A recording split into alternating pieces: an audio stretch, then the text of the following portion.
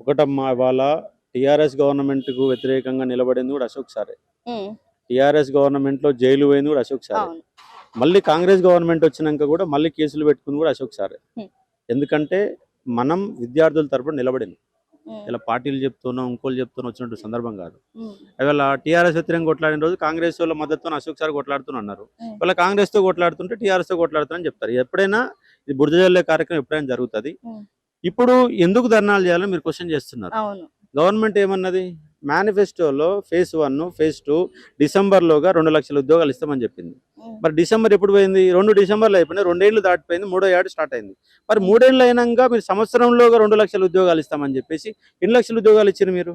హ్మ్. మీరు ఇచ్చిన నోటిఫికేషన్ అధికారికంగా ఇచ్చిన నోటిఫికేషన్ అసలు నోటిఫికేషన్లే లేవు. హ్మ్. ఒక్క నోటిఫికేషన్ కూడా రాలే. వచ్చింది ఫార్మా రంగం సంబంధించిన నోటిఫికేషన్ ఇచ్చారు. ఆ ఉద్యోగాలు ఇంక ఇవ్వలే. మీరు ఇచ్చిన నోటిఫికేషన్లే లేవు. హ్మ్. నోటిఫికేషన్ లేకుండా ఉద్యోగాలు ఎట్లా వస్తాయి? హ్మ్. నోటిఫికేషన్ ఇవ్వాలా, విద్యార్థి అప్లై చేసుకోవాలా, పరీక్ష రాయాలా, రిజల్ట్ రావాలా, ఆ తర్వాత ఉద్యోగాలు ఇవ్వాలా. అంటే మంత్రులు ఎందుకు అంటున్నారు? దగులుబాజీగాలు కాబట్టి మాట్లాడుతున్నారు. హ్మ్. మంత్రులు అనేవాడికి ఎవడు సోయి లేదు. అధికారంలోకి వచ్చిన మోసం ఎట్లా చేయాలనే దాని మీద వాళ్ళు పిహెచ్డీ చేసినట్టు సందర్భం కనబడుతుంది. ఇవాళ రేవంత్ రెడ్డి కావచ్చు, మంత్రులు కావచ్చు. ఒక ఆయన 50,000 అంటాడు, అవును. ఇంకో మంత్రి 60,000 అంటాడు. మరి వానికి సోయి ఉండాలి కదా. ఈ రోజు లక్ష. నేను 75,000 అని శ్రీధర్బాబు చదువుకున్నాడు కదా. హ్మ్. చదువుకున్నోడికి ఏం రోగం పుట్టింది? హ్మ్. రేవంత్ రెడ్డి అంటే పనికి మాలోడు, చదువుకోలేని మా అందరు తెలుసు. హ్మ్. మరి శ్రీధర్బాబుకి ఏం రోగం పుట్టింది? శ్రీధర్బాబు అని చదువుకోవాలి కదా.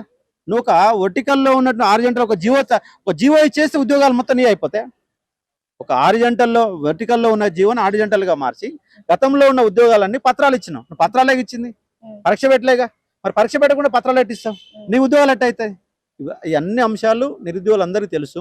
సామాన్య జనాన్ని నమ్మించే ఒక ప్రయత్నం జరుగుతూ ఉంది. హ్మ్. కానీ ఎక్కువ రోజులు నిరుద్యోగులు అనే వాళ్ళు మోసపోరు.